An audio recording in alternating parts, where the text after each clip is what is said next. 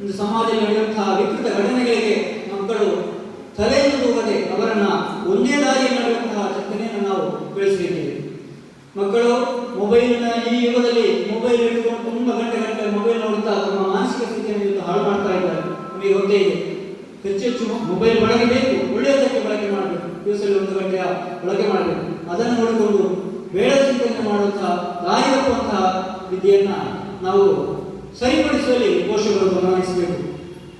ಮೊಬೈಲನ್ನು ದಾಸರಾಗುವುದಲ್ಲ, ನಾವು ಮೊಬೈಲ್ ಬೇಕು, ನಾವು ಒಂದು ಕ್ಷಣದಲ್ಲಿ ಅದನ್ನು ನೋಡಿ ಅಲ್ಲಿ ಬಿಡಬೇಕು.